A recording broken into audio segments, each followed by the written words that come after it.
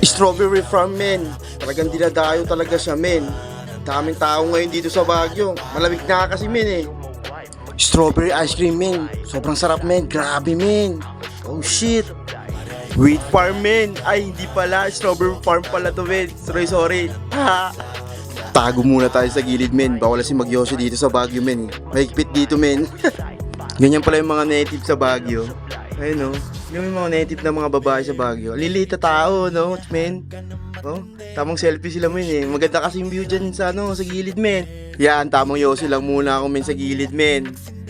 Kanina yung mga babae nandun, yung mga native. Wala na, umalis na sila. Yan, tambay lang muna dito, men. Napakaganda kasi ng view, men. Tangina, grabe. Mo naman. Oh shit, Ben.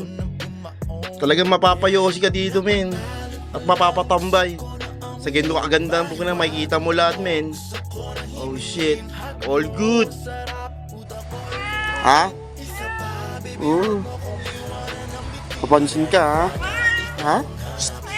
Hmm? Ang kukulit ng mga bahay, men, no? Patong-patong, men. Paano kaya nagawa ng mga construction yan, men, no? Putang ina, parang hirap, eh. Pero parang sa ibang bansa, men, parang Brazil rin, men.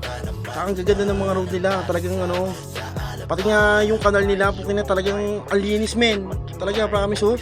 Oh shit, ang sarap pumira dito, men. Yan, men. Tamang stroll lang, men. Hanap lang ng mga ukay-ukay na makakita tayo ng tikis. Di ba?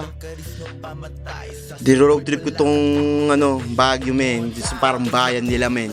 Oh shit, men. Si Green Soldier nga nandito, men, eh, oh. Ayun, oh shit, man. Si Green Soldier.